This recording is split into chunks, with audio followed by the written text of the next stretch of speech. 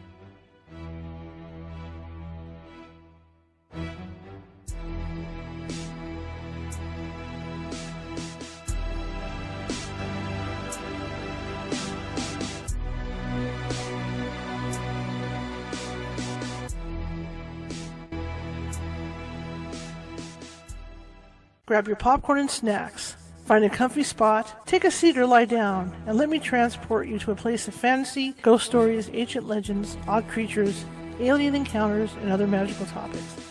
You may even decide to join the conversation. From faraway lands to your own backyard, with a small dash of pixie dust.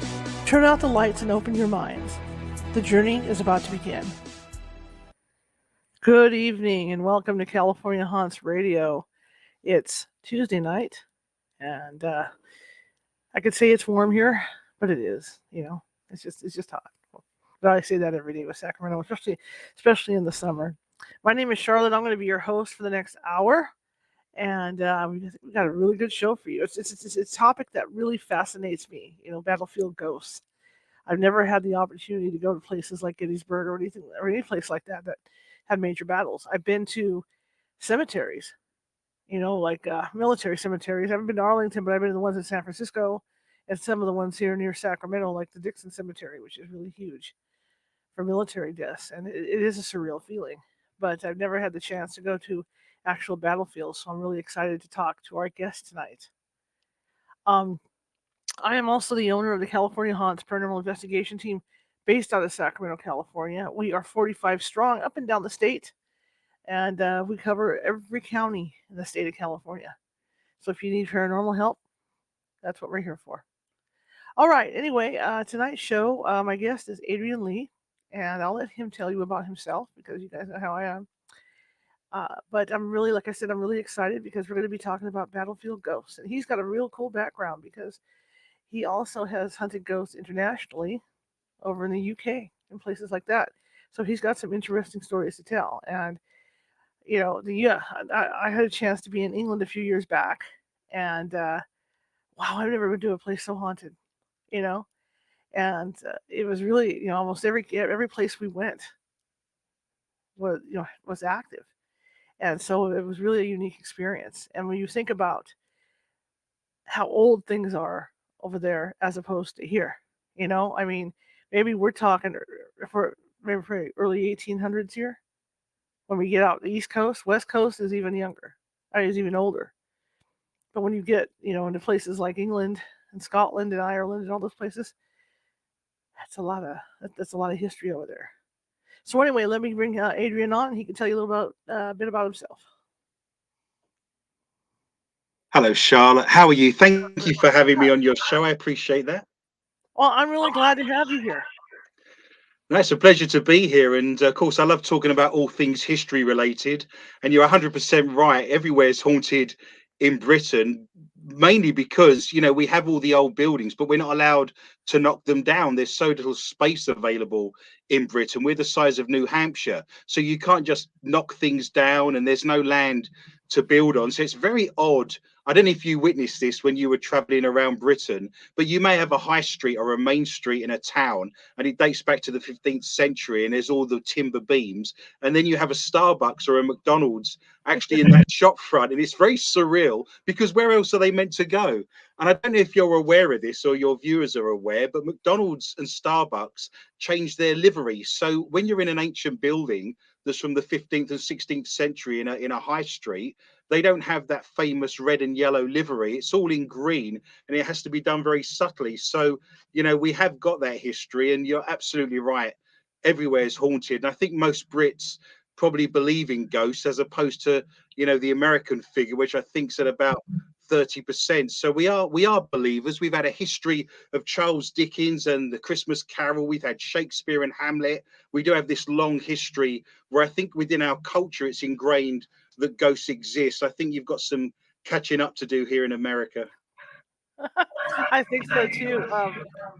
And then the other thing I found was that when you go to these castles, a lot of the stories are so sad, or you've got angry ghosts. It goes to both extremes because again, people were lost in battle, people are waiting for loved ones, etc., etc. So it's a very unique experience. I think what you've touched on there is Brits are very miserable and bitter people.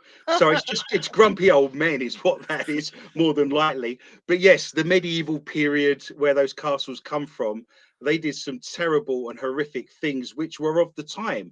You've got to remember this is the Gothic period. There's plague. 1 in 3 people died in Europe of the plague in the 1350s, and then you have no food because there's no one to plant crops or harvest crops. So you then have starvation and more disease. And then you have war because the town next to you has got food and you don't. And there's this kind of perpetuation of doom and misery, and you're trying to build the highest spires, and cathedrals to try and reach God, to have an understanding of why this would happen to you. But I'm not going to complain, because out of that period came the Renaissance and the rebirth. So Mhm. perhaps we needed to have the darkness before the light arrived. That's true too. And what I love, like you say, what I love about the UK is that they embrace their ghosts, not like here. Mhm. Well, it's getting better now. Since the TV shows have been on, people are getting more open minded with it. I think that But comes from another place as well. I think Britain, generally speaking, is a very secular society. Only 5% of Brits go to church. So I think when you have that underpinning quite a lot of American culture in terms of your politics, it's even written on your money. I think you're not going to embrace ghosts fully when you have that weight of religion pressing you down on those issues. Where in Britain, we are a more liberal society, generally speaking, but you don't have that weight of religion pressed on you when so many people aren't going to church and are atheist.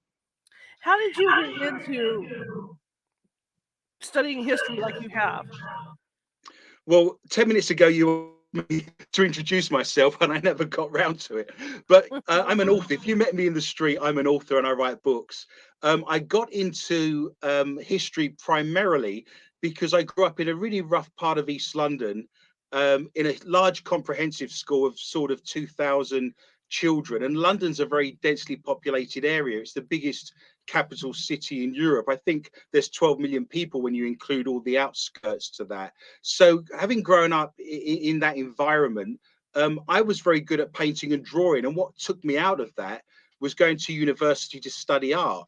Well, as soon as I did that, there's actually laws in Britain that say if you study any art based subject, you have to include 25% art history. And that's across the board, whether you study photography, whether you study theatre set design. And of course, what they did in the 1960s was generate a genre called art history, which before hadn't really existed greatly as a subject. So, having studied art and drawing and painting, I then got more interested in the art history aspect. And then, throughout my qualifications, as I rose through to the highest levels, I found myself studying art history.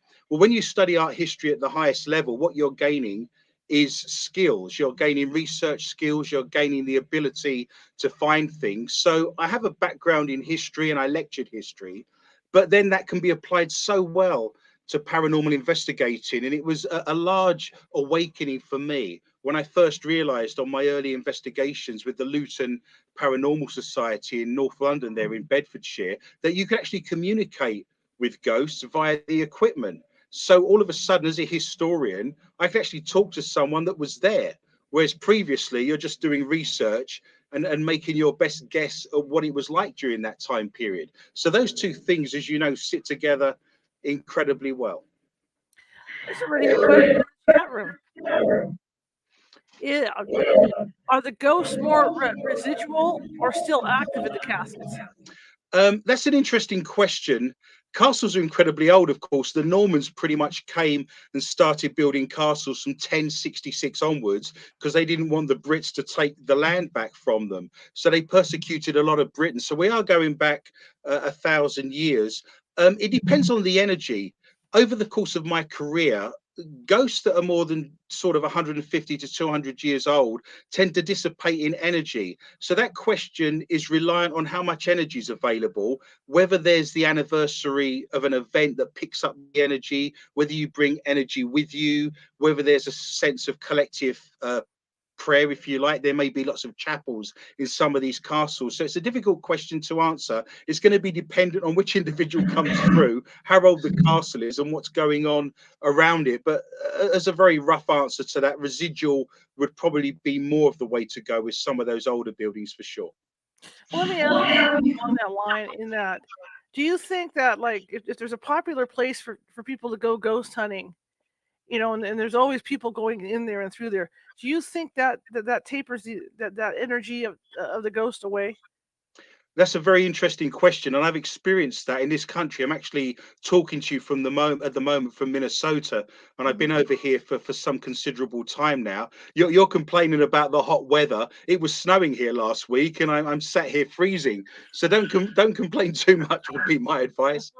Um, yeah, there is a sense, that there's lots of places in this country that I wouldn't go and investigate because I think the ice hole has been fished out almost. If you want to spend your time in peace and quiet, if you want to reside in a property you used to live in.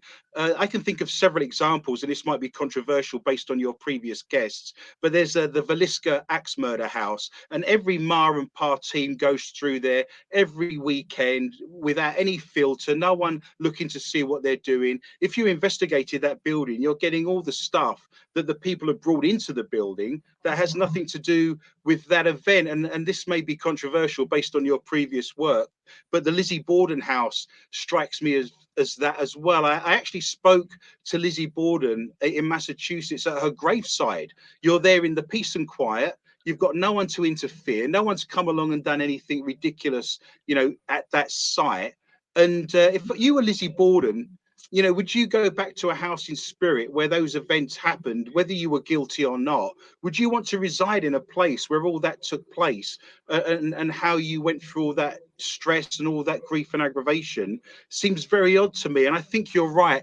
There's lots of places, especially within the Midwest, that have so many ghost hunting teams go through there every weekend. I guarantee you the original ghosts for those buildings are no longer there. In my own personal opinion, it's much better for me to investigate properties that have never been investigated before, so other teams and other people are following my research rather than me following other people's research. Well, I agree with that because I had a couple of friends, EVP experts, that felt that some of the EVPs that people were getting, they were manifesting themselves. Sure. And that, if you think hard enough and you wish hard enough, you could manifest this. And there was a particular place here near Sacramento where people would go in, and there was supposed to be it was supposed to be haunted. It was a restaurant, and as it turned out, it was never haunted. It was because the owner of the restaurant started the story, and of course, all the ghost hunters went, and they kind of put this ghost in there, the imprint of this Yeah, ghost. that almost sounds like a thought form. There's a place in Wisconsin that claims Al Capone visited, and I've searched every newspaper in that small town of 5,000 people back in the 1920s and 30s, and there's not a single mention of him being there. It would be unusual for him to be there, but bearing in mind he was based in Chicago and he had a property further north by about 3 hours. It seemed to be perpetuated by the owners, without any historical evidence to back that up. People often ask me which are the most haunted buildings in America, and my response tends to be it's the ones with the best PR. Absolutely, absolutely. Now, when you talk about haunted battlefields, which battlefields have you gone to? I focused, well, it depends whether we're talking Britain or America. The first battlefield I investigated was the English Civil War in 1645. This Battle of Naseby in Northamptonshire took place on the 14th of June of that year. And I can touch upon that. It was very interesting. The one thing I took from that investigation, which I thought was absolute genius, and I can't take credit for this personally, but when you investigate a battlefield, if you've got a small basement or a small hotel to investigate, you can cover quite a lot of that depending on how big your team is. You just mentioned you've got quite a large team there in California, and you can cover that with equipment and get about most rooms. Suddenly, when you're doing a battlefield, you look out and you've got 3 square miles and you're thinking, what am I going to do here? So what we did at the Battle of Naseby investigation on the anniversary of the battle, and there was 1,400 people massacred in this battle, is when you find with a metal detector any historical kind of remnants or any relics relating to the battle, by law in Britain, you have to use a GPS marker. So people had gone over that site with a metal detector, and every time they find a musket ball, they have to mark it with a GPS location. and that goes onto a database. So what we ended up doing was looking at the biggest concentration of finds of musket balls over that large area, and where the biggest number of finds of musket balls was the heaviest fighting, and then that was the area we investigated. And I just thought that was genius. I can't take credit for that personally, but I thought that was a pretty good way of doing things.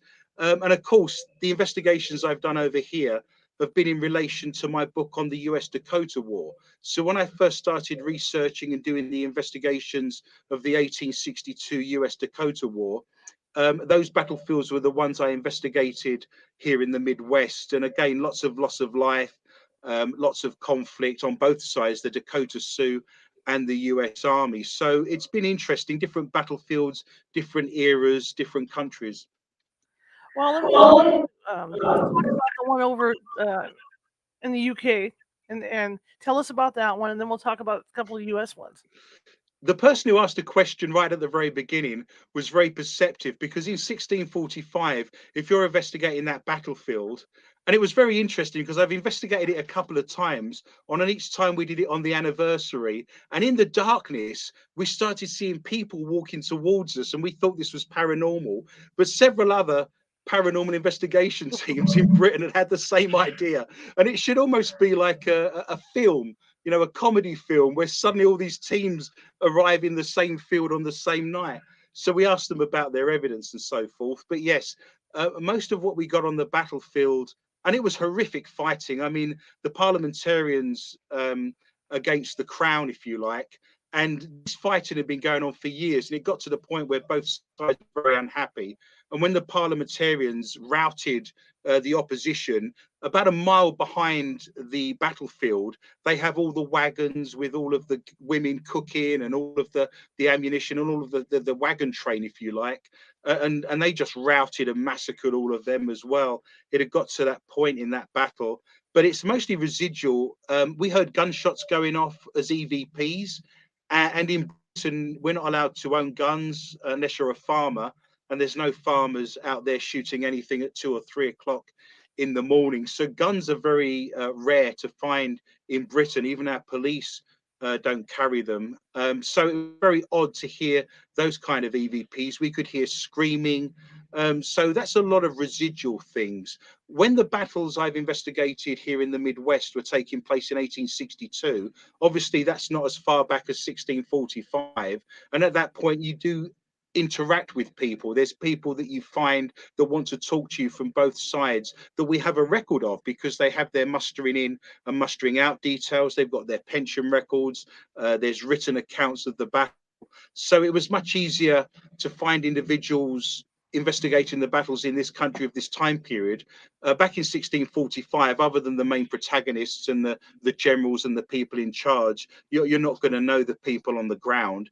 Those people on the ground didn't even have birth certificates or death certificates, and they couldn't read and write. So your chances of doing any historical research based on them would be impossible. So what did you get out there? One of the things I found very interesting, there was two things that happened. Birch Cooley is one of the most haunted and interesting locations I've come across. And we did have permission from the local historical society, and I did include the Dakota Sioux in my investigation as well. I really didn't want to be another white historian writing about another white European's history. So it's fully inclusive, and it talks about both sides in a very holistic manner, if you like. But two things sprang to mind on that battlefield that I thought were very interesting. A gentleman came through without any prompting and said his name was Notto Jensen. And as you may be aware, Minnesota and the Midwest is jam-packed full of Scandinavians. They're the only people crazy enough to live in a temperature this cold and eat raw fish.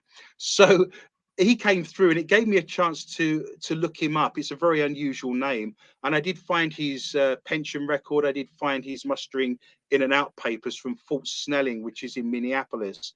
And then I discovered that his great granddaughter was still living in the local area based on ancestry.com. So I randomly contacted her, said that I'd spoken to her great granddad on the battlefield, and she was happy to come along and stand on the battlefield. And we had the press there, and we took photographs. So there's lots of examples within my work, and that would be one of them, of a soldier coming through, telling me who he was, giving me details about his life, and then actually finding them historically. The second thing that I thought was very interesting is during the course of that battle, this was the greatest loss of life for the US Army during this conflict. Only a couple of Dakota Sioux were killed, and we have record of that because Chief Big Eagle actually made a note of that in a biography after the event, and it's very rare to have anything written from the Native American side of things for that period of history. It's mostly rhetorical, of course. But we discovered that over 90 horses were massacred in that. They got pinned down, they got encircled for 2 days, and 25 soldiers died, 90 horses were slaughtered.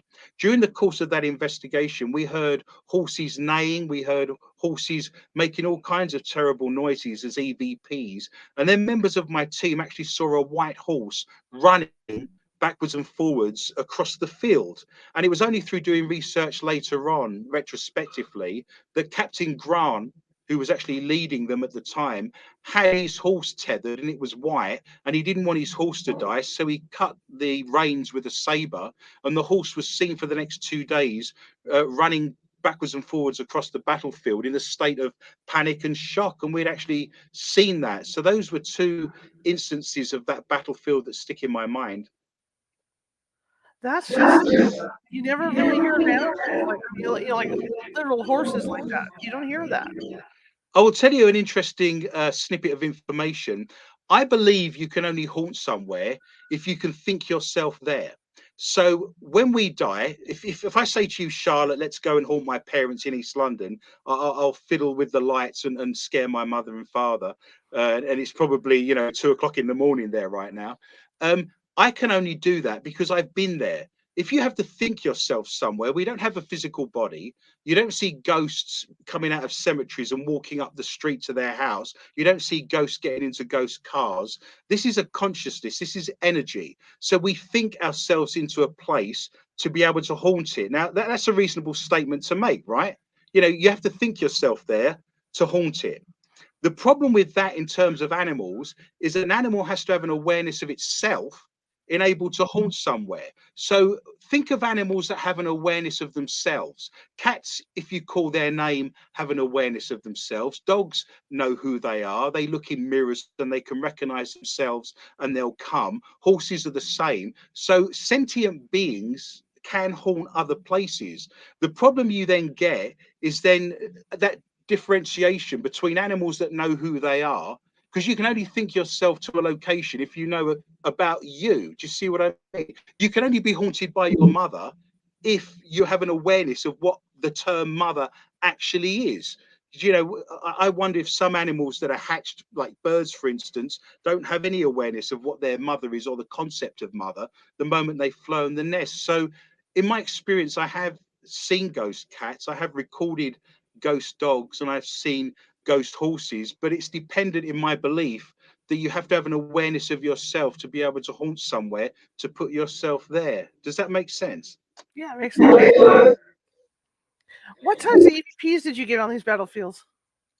Um, Most of the well, there's a differentiation, of course, between an EVP and actually responses from the ghost box. The EVPs themselves sounded residual to me. It was the sounds of battle. What's more interesting and what gives me the detail is some of the ghost box evidence. And I've used an old ghost box now that I've had for 25 years, and I firmly believe that, being a Reiki master, for example, if you're dealing with energy, if you can produce energy yourself, if you're working with equipment that has your energy in it, and you've used it 1,000 times over the last 25 years, I think those devices can sing for you. I've got friends and colleagues within my paranormal team. I'm the founder of the International Paranormal Society, and I've got colleagues that will use a specific type of ghost box, like an SB7, and they get all the answers out of it, like they're interviewing somebody in the same way that you and me are doing that now, with stimulus and response answers. And I've picked up the same device out of my kit and got absolutely nothing, and vice versa. So there must be a reason for this. So the ghost box I use is one of the old original ones that you used to hack from Radio Shack back in the day, and it just scans backwards and forwards, but it's got my energy in it, and it just sings. I can have full conversations. So to answer your question, there was people on both sides of the battles I investigated. Wood Lake would be another example. I had a gentleman come through, Mr. Wakeman came through, Chris Wakeman came through, and he was the son of Chief Little Crow, and he was only 15 at the time. And no one knew whether he had actually participated in any of these battles. And he came through to speak to me, and we exchanged some words in Dakota, which is a very difficult language for a European to learn. And so, to answer your question, it's lots of Native Americans that were there that I have record of, and I'm asking them about the conflict. I'm asking them about their views. They're soldiers. Some were injured. Some of them died in battle, and I've got notes of them, and I've done the research on them, and it's all empirical evidence. I think the thing that astounds people is that I can sit and talk to you about this for hours, but there'll be people out there saying, I can't believe you can talk to ghosts. Why don't we all know about this? The fact remains that if you go to my websites, if you come to my lectures, if you come to my talks, I play all this, and you can actually hear them responding to me and having conversations with me as clear as a bell. So that skepticism, is somewhat removed when you have empirical evidence, because society requires the fact that science has to prove it first, even though that me and you know fully well that science always follows, our knowledge and wisdom and always brings up the rear. We're not following science. Science follows us and proves what we already thought we knew, to be honest. So we can play all these for you. They're empirical. You can hear them. I found it interesting because you must have really good energy. Say that In again. that, You cut out. I must have what? really good energy. Because, when I've handled cases out here that involve the spirits of Native Americans, they really don't want to talk much. I think several things happen. I think if you've been doing this long enough, I think the spirit world talks amongst themselves. So, having done this for so long and published so many books, I think in spirit, they have an awareness of who you are and that you're going to listen to them fairly and do proper research and actually give them a voice. And I think that's known within the spirit world. I think that sense of being a Reiki master, I think the sense of doing proper research. It's always impressive if you go into a building, but you know who built it, you know who lived there, and that's a catalyst for a conversation. If you pass, Charlotte, and I say to you in spirit, I'm going to write a chapter about you in a book, but I need you to come through and spell your name for me because I want to get it right. Human beings have an ego. You would do everything possible at that point, wouldn't you, that's available to you to say to me how you spell your name. And I defy any human being not to want to do the same. So there is a list of things that makes this possible that I think we've sort of discovered, and it's evolved over a period of time and a number of books. I'm on my 14th book now, and I've been doing this for 25 years. And I'm sure the spirits must be aware of who you are and what you're doing. So when you arrive, they're all ready to go. I turn the ghost box on, and there's that sense of intention. I'll give you a brief example. Last Friday, I was at a car showroom called Unique Classic Cars in Mankato, which is very famous due to the Dakota War because the biggest collective execution in American history took place there when 38 Native Americans were killed by hanging on the 26th of December, 1862. But there was a car there that used to be owned by Johnny Cash. So last Friday, I investigated the car in the showroom, and I'd already put the intention out there. I've done my research. I'm asking him questions like a chat show host would ask questions. The energy is high. There's things that I think Johnny Cash would want to say to clear his name. He was arrested 7 times, even though he wasn't charged. And there's lots of things I thought he would want to set the record straight on. So if you come armed with research, if you come armed with knowledge, that they will give you the answers. That's interesting, very interesting. And I've also found, like you say, they are in, they are there listening to what we're saying because I've done investigations where we're up late at night, we're kind of tired, so we're kind of BSing, back and forth, and they'll pop in with something related to our conversation. Oh, you're 100% correct. We turn our DVRs on the moment we walk into the building, and some of our best EVPs is when we're setting up equipment or we're chatting about last night's soccer match or whatever it happens to be, and they're actually contributing. One of the best ones I got that was a good example of this is we investigated a giant mansion house in Superior. So it's up in Lake Superior in North Wisconsin. It's a huge building called the Fairlawn Building. And I think it's got something like 36 rooms. It's a huge, huge building. When we were setting up the equipment, you could hear my team members chatting amongst themselves. And progressively, I have recorded over the years spirits that are speaking to one another whilst you're setting up equipment, as if to say, who are they? What are they doing? And they're having a conversation amongst themselves. So in the background, and this is an EVP, there's no equipment running. You could hear a little girl in the background saying, "Mummy, mummy, mummy." You know, I don't know whether you have children or not, but every mother listening is aware of the mummy, mummy, mummy constant kind of Family Guy thing that young children do.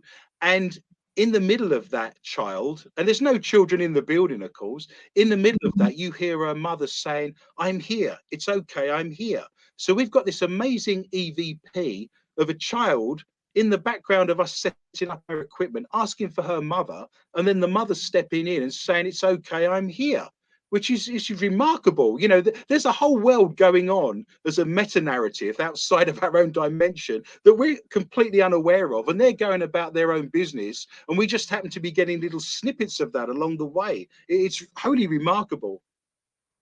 That is. It is. What would you say is one of the most active or haunted battlefields that you have investigated? Um, I would say that Birch Cooley was pretty crazy just because it was 2 days of solid action and with a great loss of life.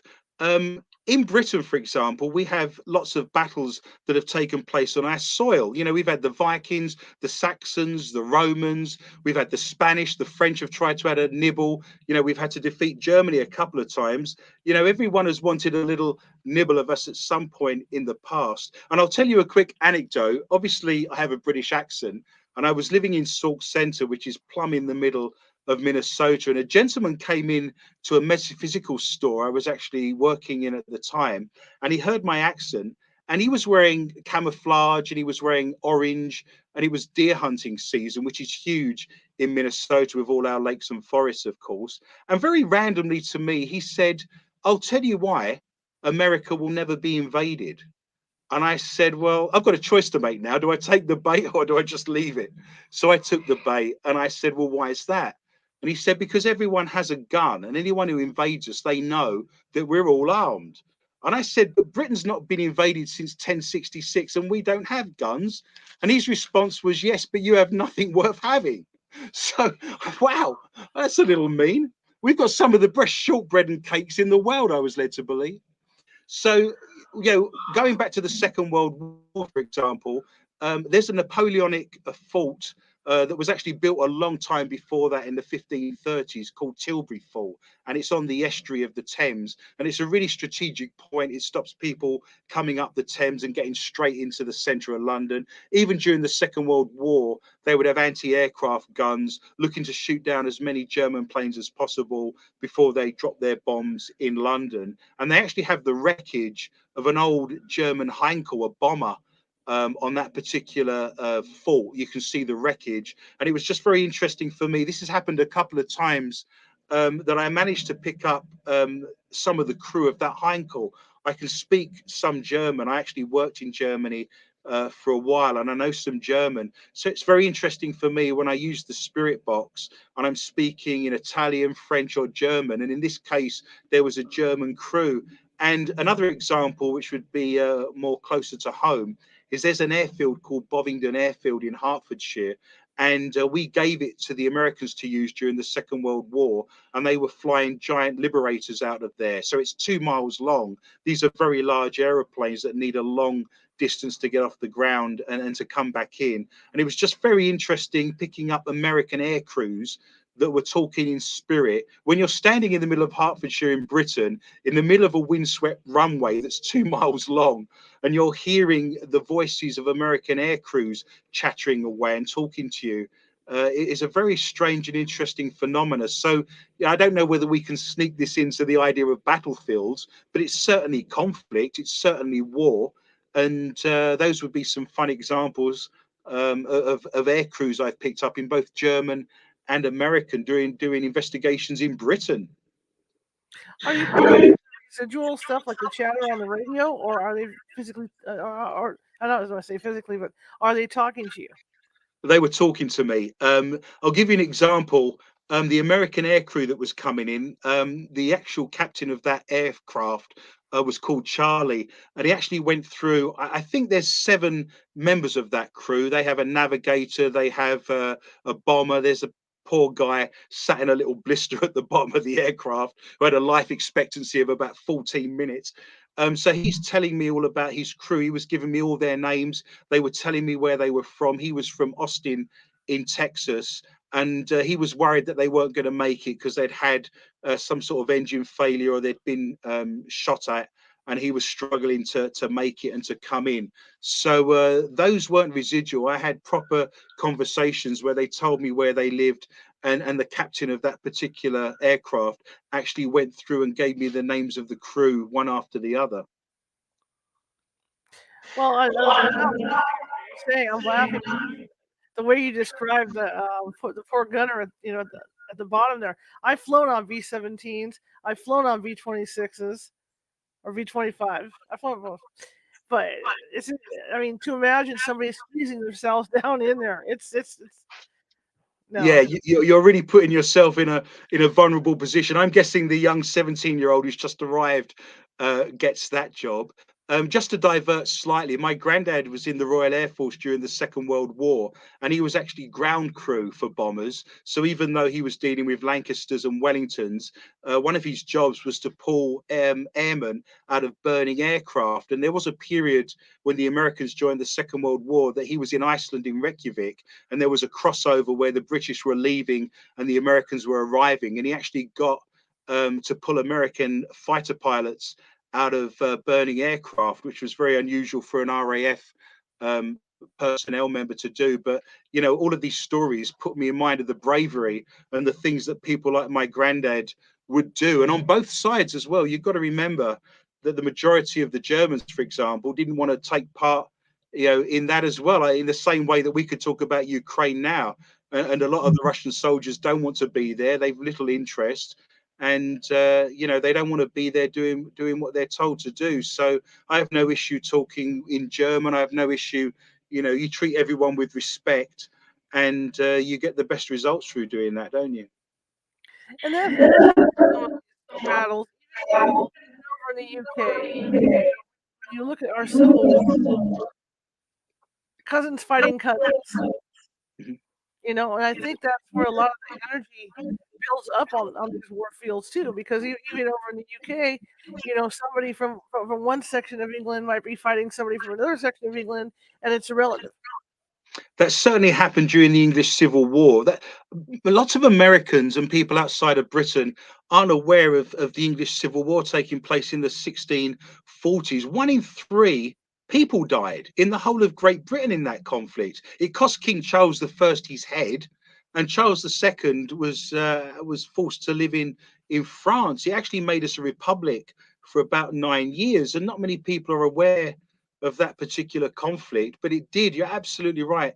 Cost a lot of lives. One of the ironies I found in studying the Dakota War, and it wasn't lost on me, is that the Treaty of Prairie du Chien in 1825 forced a lot of the Native Americans to be in the same area, whereas they wouldn't normally be together. So there suddenly became lots of conflicts between the Dakota Sioux, the Ojibwe, and the Sauk Indians, when normally they wouldn't be in each other's territory. And it was very ironic for me that in 1862, the American government chastised the Ojibwe and the Dakota for fighting amongst themselves and actually put lots of sanctions in place. At exactly the same time, America was fighting amongst itself. So all the way through that conflict, as a historian, it doesn't make any sense. But you can look back at wars and conflicts with hindsight, and very rarely do they make any sense, right? That's true. Well, you got the same thing going on in the Ukraine too, because I mean, a lot of these Russians are relatives to people over in the Ukraine. It's twofold on it, and it's kind Oh of yeah, like war it's repeats itself. it's all one big country. If you look at a map, if you look at a map, let's look at Africa. It's all straight lines. So ultimately, those have been drawn with a ruler. So somewhere along the line, some empirical force, whether it be from France, Belgium, Germany, and Britain, has divided up the Middle East and divided up Africa with a ruler in nice straight lines. But it doesn't work like that, does it? If you were born, for example, at the turn of the last century in Bohemia, that has probably changed countries 3 or 4 times since then. It's been Hungary, it's been Austria, it's been the Czech Republic. It's wherever that happens to be at that time. A lot of people, especially in Minnesota, have relatives that are Prussian, and that's been Germany, that's been Poland. Certain countries like Poland and the Czech Republic didn't exist before the First World War. I had someone come to me once. They'd found an old silver spoon in an antique shop, and they were very excited and said, "I think this is really old. I think this spoon's 300 years old," and it had "Made in Czechoslovakia" written on it. And I said, "Well, it can't be that old because Czechoslovakia only existed from 1918 onwards." And I unfortunately burst his bubble. But this is what historical research, will do. And going back to your earlier question, I found a lot of people push back on me when I present historical research because there's certain buildings in Minnesota where they claim there's lawlessness, they claim people have been murdered, there's prostitution. If I had $1 for every owner of a building that said it used to be a brothel here in the Midwest, I'd be rich. You would think all they did back in the day was fight each other and pay for sex. It's remarkable. Right. So historical research of this particular town says that no one's ever been murdered there. It's a really boring Irish German dairy farming community, but they've built an entire revenue on bringing people into their hotel on the back of the fact it was a Wild West town. Well, Wild West towns don't exist in Minneapolis and Minnesota. This is Arizona and the areas that you're currently living in. So, going back to what you were saying earlier, you're right that historical research people push back on because they don't want to accept the facts that are historically correct, because it dampens the sense that they can sell that property as being somewhere where something happened. And I find that awkward as well. But as a historian, the problem with being a historian is if you get it wrong, it's going to be wrong forever. So there's certain things in history that have been badly researched or have become urban legend, and it's very difficult to go back on them. Cleopatra wasn't Egyptian. The 100 Years' War didn't last for 100 years. Van Gogh didn't cut his entire ear off. There's certain things historically that have been written and we've now discovered are wrong, and you can't go back and undo that. It's almost impossible. It's ingrained now in our historical DNA. So the pressure on a historian to get it right is really important, because you then can't change it at some point in the future, like the examples I've just given you. So I want to get it right in these buildings, and I don't care if they're unhappy or not, but there's certainly some pushback on that. And I'm also sure there's also people who don't want that history out, especially if it looks bad for. And I don't want to do a race war or anything like that, but especially if it looks bad for one race versus another race. Well, I'm happy to go in there and do the race war, because at the Battle of Wood Lake, it was actually the US soldiers that were scalping the Dakota Sioux on the battlefield.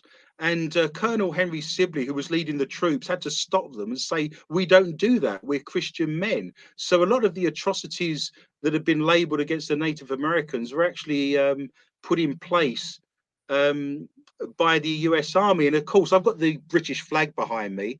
And of course, we have a long history of empirical overview of certain countries, and we discussed Africa. It was during the Boer War, during the 1890s and early 19th century, that we invented the idea of concentration camps. That's a British invention. I mean, obviously, it's just a concentration of people, and that was used during the US Dakota War as well. But there's a good example in British history where that was actually put in place, where lots of people died of disease just by being concentrated in a small piece of land that's fenced off. See, I find that interesting, and there's been a lot of history over the years that has been covered up because of stuff like that. Where they don't want that out, and it's sad because that all has to come forward. Everybody should know about it. the first casualty of war is the truth. So if you want, that should be on one of my books somewhere. Oh, there we But go. that's what you're fighting against. That's what you're having to deal with. And of course, it's been said that the winner writes the history. But retrospectively, you can go back now with that sort of methodology. What I studied for my master's was the actual methodology of history. So ways in which you write about history, different methodologies of going about writing about their history. You don't have to write about it just in terms of chronological order. You can look at it from a period eye of putting yourself in that place. You can look at it from a Marxist perspective. There's a feminist aspect to that as well, especially within art history, when you consider that there were actually as many female artists as male artists, but only 5% of art galleries have female artists in them, and 90% of the paintings are of naked women. So, you know, there's a huge feminist art history movement as well. So there's different ways of looking at how to go about writing history, and it's starting to go back retrospectively and starting to find the truth for some of the things that were written about and were blatantly untrue. You think it's a good thing? Absolutely, yeah. I mean, you have as much responsibility to the spirits as you do to the living, I believe. I don't know if this happens to you, but I have some psychic skills. And there's been occasions where I've been in Walmart doing some shopping, minding my own business, and a spirit's come up to me and has been very persistent and has been prodding me in the arm, saying, "That's my daughter over there, and I want to talk to them." And I now have a dilemma. Do I randomly walk up to some strange woman in a Walmart supermarket grocery store with a British accent and say, "I've got your mother with me who died 3 weeks ago"? But I actually am brave enough to do that because I think my responsibility lies with the spirit. That might be the only opportunity that spirit ever gets to connect with their daughter, because I happen to be standing next to her daughter in line at the cash register in Walmart. So you may be of an age similar to myself where we don't care about making a fool of ourselves anymore. It's irrelevant. It doesn't matter. So on those occasions, I have stepped forward and said, "Look, I'm a psychic. This is what I do. Your mother wants to talk to you. Her name's Shelley." I asked the spirit to give me some information. I just can't walk up to somebody and say, "I think your mother's here." So I say to the spirit, "Look, I'll do it, but you're going to have to give me something to work with, or else I'm going to look terrible going up to this woman who's grieving." So I think, to answer your questions, it is important because you have much responsibility to the spirits as you do to the living, and you can only judge the present by what's left to you from the past. So the more of the past that we can write about and the more of the past that we can get right, that then informs the present. And you would think more people would need to look at that when you consider what's going on in parts of Europe at the moment. Absolutely, absolutely. Let me ask you this. Shift gears a little bit. What do you think is the most haunted castle in the UK? Um, wow, that's a question. Again, it's dependent on many things. Two spring to mind straight away. The Tower of London is actually a castle. It's a Norman keep, and it's been built up around several hundred years. I think primarily because it's in the heart of London. There's so many visitors there on a daily basis. The energy is still kept high, but people were executed there. People were held in the jail. In fact, they had a lot of German spies held there during the Second World War, and people were beheaded. So it is a location where there's been lots of deaths, there's been lots of anguish. The two princes suddenly disappeared and were walled up, you know, in the tower, if you know anything about British history back in the day. So the tower is certainly a very haunted building, and it's probably the one that has the most documented hauntings about it. If we stretch further afield, Edinburgh Castle in Scotland, you may be familiar with, and they have vaults that run underneath the city. And again, it's just a sense of history. It's been under siege. There's been lots of deaths there, and these are all a good recipe for having lots of activity, I guess. But it doesn't have to be a castle that's still standing. There's lots of earthworks. Fort Ridgely, not a million miles away from where I am right now, was under siege for 3 days during the US Dakota War with a large loss of lives. And the only thing that's left is some earthworks. There's no walls standing there anymore, but you still get that sense of energy, and you can still walk around the ruins and get the paranormal activity that's making the goosebumps on your arm stand up. Well, that makes a lot of sense, because I mean, I've been on investigations with psychics where they've walked into walls because they're able to see the building for what it was before it was changed. I've never done that. That's never happened to me. I'm obviously not good enough.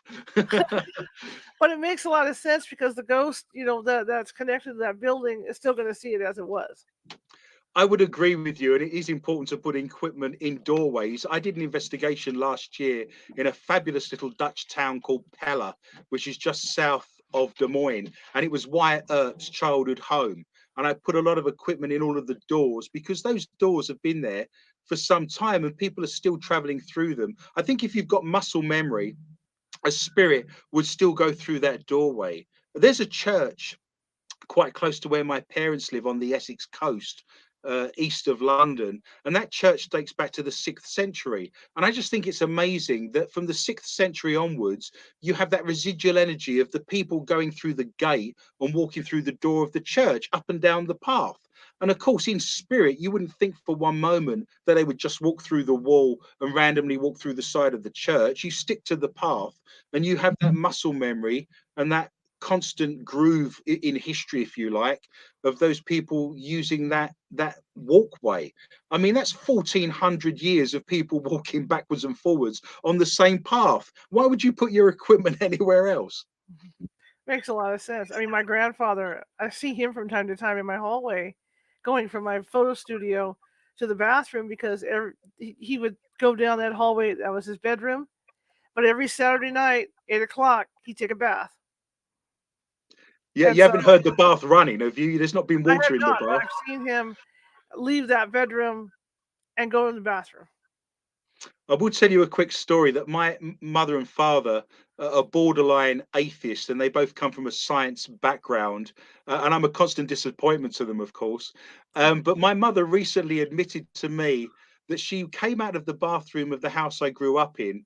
And this is in East London, but the house doesn't have any age to it. It was built in the 1930s, although the front of the house where my bedroom used to be was destroyed by a bomb in the Second World War. Ironically, I have photographs of the front of the house being destroyed because we lived quite close to a Second World War Spitfire airfield. And of course, they wanted to bomb the airfield going back to the Second World War. But my mother admitted to me recently that she walked out of the bathroom and there was a small Dickensian looking boy looking up at her, with the flat cap and how you'd expect a Victorian child to be. And my mother did something that impressed me, and very rarely have I said that in life. She comes from a very science background, and this just I thought was fantastic. She didn't scream, she didn't run, she didn't make a fuss. She said very scientifically to this ghost child that she's just seen looking at her in the hallway, she said, "Please don't disappear." And the child disappeared. But I thought that was really cool to say that. That is cool. Wow. Wow, wow, wow. Perhaps she believes a little bit more now.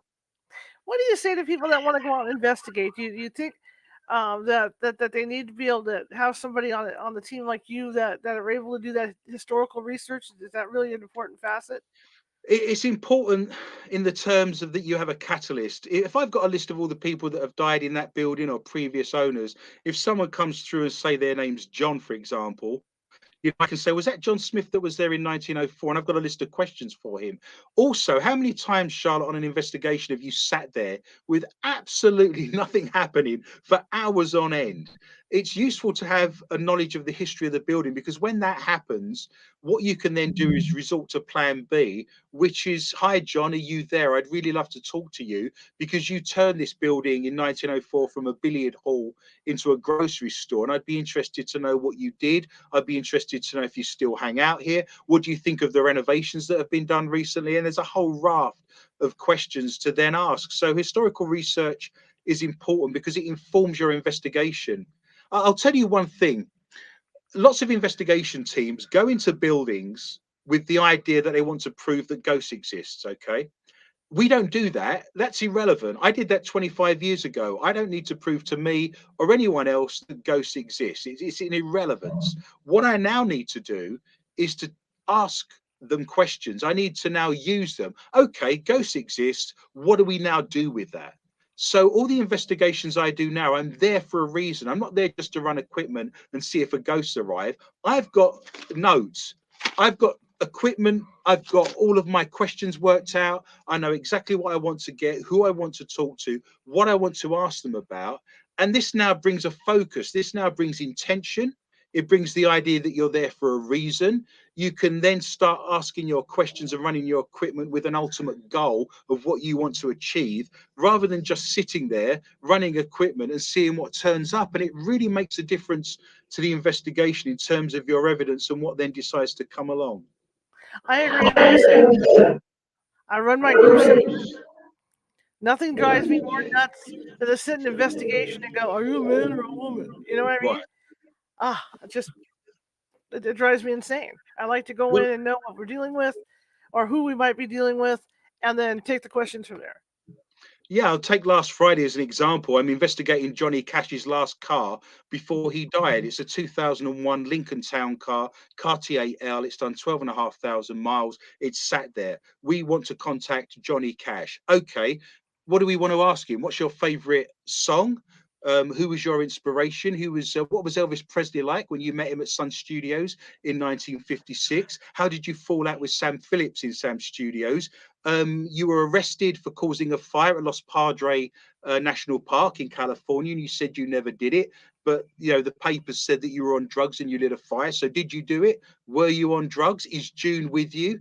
Your brother Jack died on a table saw accident and nearly cut himself in half. And you said that when you die, you wanted to meet your brother Jack. So is Jack with you? Did you meet Jack? In 1988, you had a heart operation and said you had an out-of-body experience. So is that what heaven is like for you? Is that what it's like now? Is it similar to what you experienced in 1988? I've got pages of stuff, and there's a reason for me being there, and there's a reason why I want to talk to him, other than the fact you're asking Johnny Cash if he misses hot dogs or not. Absolutely, I agree 100%. And When he we answered all those questions, by the way. when we do a prelim, it's a 2-hour prelim.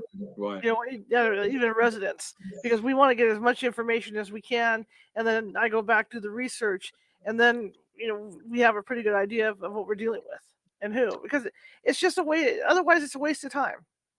I would agree with you. It's very expensive, and getting my team members from all over the Midwest in one place with hotel accommodation, food, and everything else. But I think it's important to do it in situ as well. I have very good members of my team that are ready to do research when we're actually there. I was in the back of the Surf Ballroom in Iowa, which was the last venue that Buddy Holly played in before he died, because his plane crashed, a couple of miles up the road at 1, 2 o'clock in the morning, going north. And we were standing outside the Surf Ballroom, and you think of all the artists and all the people that have traveled through there since the 1930s onward. Every major rock and roll star has been in that building. So we were standing in the back, and a gentleman came through and said his name was Ed. And psychically, I'm thinking I should know who this is. And to cut a long story short, it was Eddie Cochran, who sang "Come On Everybody," "Summertime Blues."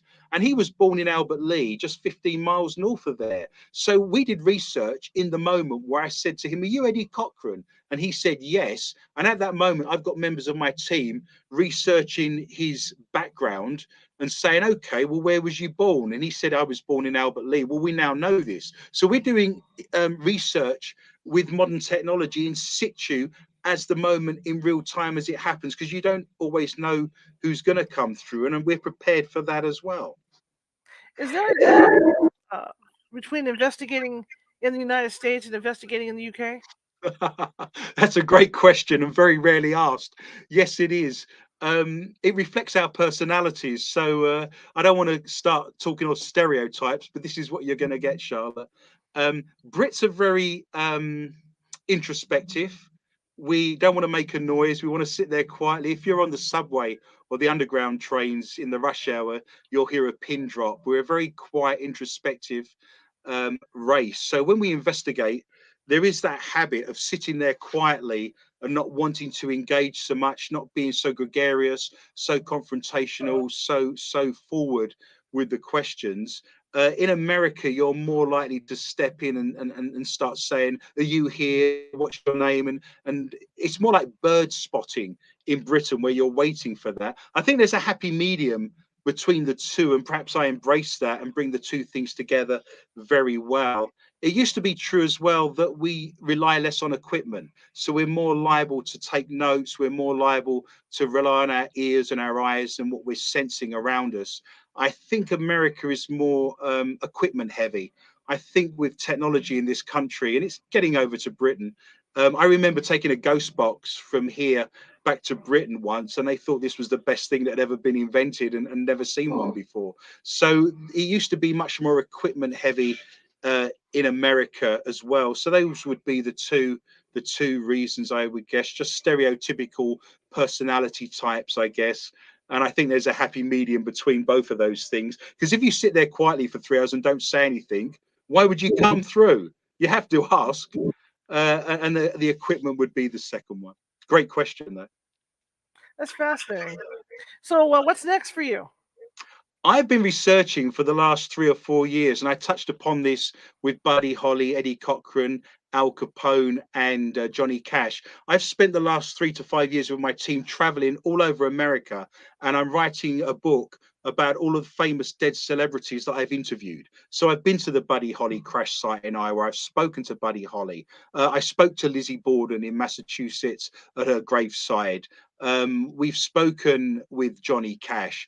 We've spoken with John Dillinger. We've spoken with Wyatt Earp, I mentioned, and this long list of actors, rock stars, politicians. A good one we did was in Metropolis on the Kentucky Illinois border, where we spoke to George Reeves, the Superman, who died mysteriously back in the late 50s and early 60s. And we asked him if he'd actually shot himself or whether he was murdered. So it's amazing asking Buddy Holly at the site of the crash why the plane crashed, and actually getting answers coming back. So we're resolving mysteries, we're talking to celebrities, and I think the book will be called Dead and Famous, and it's going to be out in the summer. I finished all the chapters. The one on Johnny Cash was the last one in the book, and we should be coming out with that soon. If you can talk to people and interview them like we've discussed for the last hour, why can't we talk to Marilyn Monroe and ask her what happened?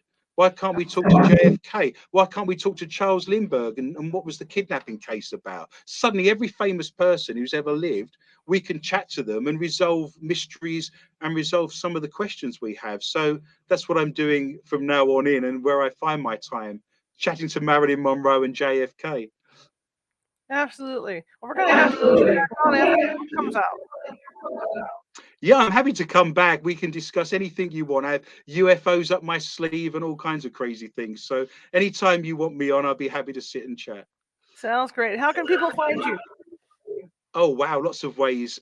You can find me on Facebook, on Twitter.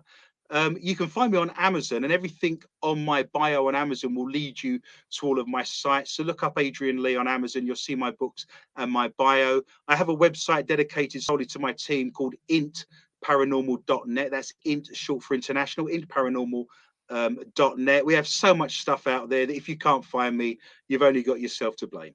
All right. Well, thank you so much. And again, I would love to talk with you again. I've learned so much, and you're fun to talk to. That's very kind of you. Some say I talk too much, but when you've got the British accent, I think I can get away with it a little bit. There you go. There you go. Well, thank you, Adrian. I really appreciate you coming on. Well, why don't you find me some interesting sites to investigate in California with famous people attached, and I'll bring my team over and we'll do investigation. How does that sound? Sounds good to me. Sounds perfect. All I was right. hoping Well, you wouldn't say no. That would have been embarrassing. absolutely. I mean, I'm all for that. I'm good. Yeah. All right. Well, I'll talk to you later, and I really appreciate you coming on, and I can't wait to have you on after you get your book done. That's very kind of you. Great questions. I appreciate you asking me. Bye-bye, everybody. Bye-bye. All right. That was Adrian Lee, and we learned a lot. Boy, I learned a lot about investigating here, investigating in the UK. I'm fascinated by the, like I said, I was in London, in England, and I'm fascinated by the UK ghosts. If you like the show and you're watching from YouTube, please subscribe. If you take a look at the YouTube site, you'll see that we have over 250 videos over there, different topics. It's not all paranormal.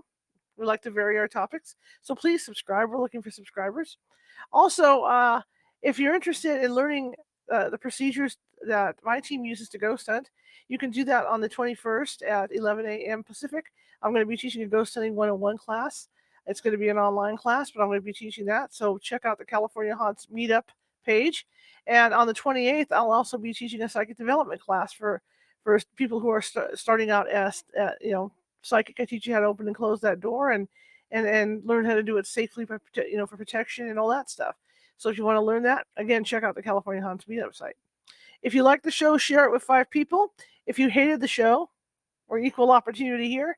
Share it with 5 people. Like I said, we're equal opportunity here. We're trying to get the word out about this show. YouTube shows us no love, so we want to gain that love, right? We do have a TikTok also under California Haunts Paranormal Investigation Team, and we're going to have clips from this interview on that on that TikTok site within the next day or so here. Go ahead and visit our website, californiahauntsradio.com. That also has all our videos there. In fact, you can go back through our archives for the last 2 years there, as well as our Blog Talk archives, because we were on Blog Talk for like 7 years. So I'm in the process of putting those on there. So go ahead and check that site out as well. I want to thank everybody for coming tonight. I really, really appreciate all of you, each and every one of you listeners, especially the podcast folks that listen and the people that are watching live. I really appreciate it. And the first timers that came in tonight, thank you so much for coming. Tomorrow, Randall Fitzgerald is going to be with us, and he's going to be talking about alien abduction and UFOs. So that'll be at our usual time at 6:30 p.m. Pacific. And we'll be here talking alien abductions, UFOs. Anyway, you see that ticker running along the bottom? That's because California Haunts takes no money to do anything. We go out and do these investigations, and it comes out of our pocket. And just like the radio show here, it comes out of my pocket. Computer breaks, light goes out, something goes wrong, I have to pay for it out of pocket. So if you can kind of help us out, keep us on the air, keep us bringing in really good guests, I'd appreciate it. You can do that at paypal.me/California Haunts. Or if you have a Venmo account, type in California Haunts and you're there. Anyway, I really appreciate everything you guys do for me, and the people that have donated in the past. I appreciate each and every one of you. I see Linda came in today. Jerry's there today. Marisa was here today. I've got Aaron here today, and a few others that came in tonight. I really appreciate you listening. I want to thank you all, and I will see you tomorrow, and I'm going to run some information about our guest really quick here for you guys so you know how to get a hold of him as well. So I got website, intparanormal.net.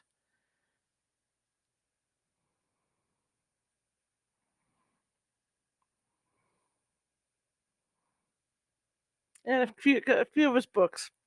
Ghosts and UFOs by Adrian Lee.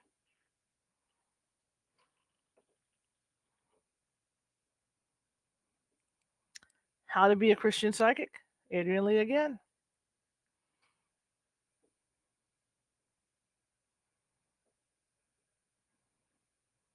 And Mysterious Minnesota, Adrian Lee again. Sounds like an award show. And of course, they're available at Amazon.com.